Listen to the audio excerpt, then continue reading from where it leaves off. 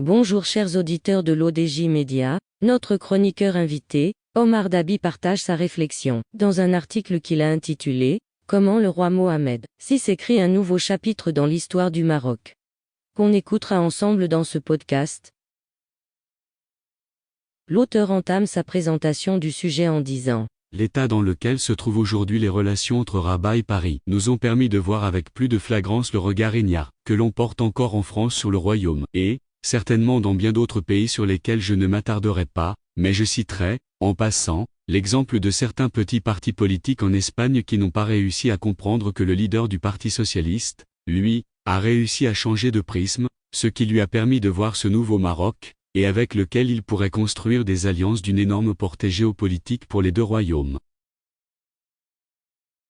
Votre éditorialiste ouvre la voie à sa réflexion en disant que nous avons vu des commentateurs français s'indigner sur les plateaux de télévision, qu'un État comme le Maroc n'ait pas sollicité ni accepté l'aide de la France face à la terrible catastrophe du séisme d'El Aouz.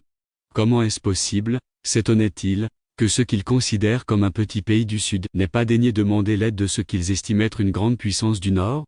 Malheureusement, pour l'État français et l'écosystème politico-médiatique qui n'en est que l'appendice, le changement de prisme n'est pas encore à l'ordre du jour. Contrairement à l'Espagne, où le bipolarisme partisan s'est réaffirmé après une petite période de perturbation causée par des groupuscules populistes, et grâce aussi à la présence d'un roi ayant la fibre politique, ce qui a permis de se ressaisir et de changer de paradigme dans l'intérêt de la nation espagnole, la France, elle, a une vie politique disparate où le populisme a pris le dessus sur le débat politique et où les plateaux de télévision se sont substitués aux hémicycles des institutions démocratiques. Notre écrivain, M. Omar Dabi enrichit son discours de la manière suivante. À Paris, on ne regarde pas vers l'avenir de la France, on regarde du côté des audiences réalisées par les chefs de file du populisme. Aussi, l'Élysée cale sa politique sur les tendances des audiences et les performances des hashtags. Ce qui fait que, pendant qu'ils montent sur le baromètre des audiences, ils perdent du terrain sur l'échiquier de la géopolitique mondiale. Mais mon propos, aujourd'hui, n'est pas d'analyser les défaillances du système politico-médiatique français. Tout le monde, sauf les décideurs français qui sont aux commandes, est conscient que la France est un bateau vétuste qui, sauf sursaut de ceux qui le commandent, finira à la dérive. Le sujet qui m'intéresse est de montrer à ceux qui continuent à regarder le royaume et son chef d'État avec des stéréotypes, ce qu'ils ont du mal à voir. Et je vais le dire avec la plus grande simplicité du monde. D'abord, sachez que Mohamed VI est un roi qui, à l'instar des grands sultans qui ont marqué l'histoire du Maroc, œuvre à garantir à la nation marocaine deux choses importantes, la sécurité et la pérennité. Et cette tâche n'est pas facile, car il y est combattu tous les jours et de tous les côtés. Mais, dans un monde qui se déchire pour le moindre intérêt économique et des États puissants qui s'attellent jour et nuit à empêcher par tous les moyens, aussi ignobles soient-ils, l'émergence de nouvelles puissances, il a réussi, malgré tout cela, à installer son royaume dans une position de puissance régionale et à le doter des moyens de résistance et de résilience. La résistance face aux aléas de la nature, comme face aux adversités étrangères. Et la résilience après les catastrophes ou les agressions des ennemis.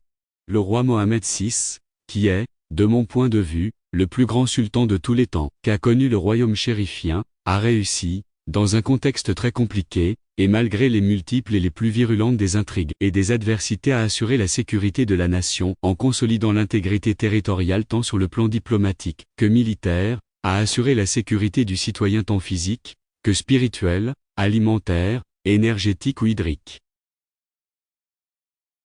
L'auteur termine son article en ces termes. Nous avons pu le constater dans des situations très compliquées à l'échelle internationale comme la crise du Covid.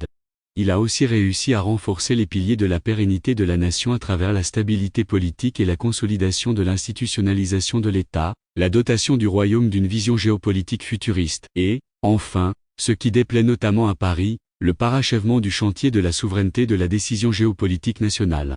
En quelques mots, le sultan Mohamed VI est en train d'écrire un nouveau chapitre dans l'histoire du royaume du Maroc dont d'aucuns semblent avoir besoin de nouvelles lunettes pour pouvoir le lire. Rédigé par Omar Dabi. Merci d'avoir écouté ce podcast de l'ODJ Média, le bouquet de supports numériques, portail, magazine mensuel connecté, web radio et web TV. N'oubliez pas de télécharger notre application l'ODJ Mobile sur Play Store et de vous abonner à notre chaîne YouTube l'ODJ TV. Alors, on se dit au prochain podcast de nos chroniqueurs invités et à très bientôt.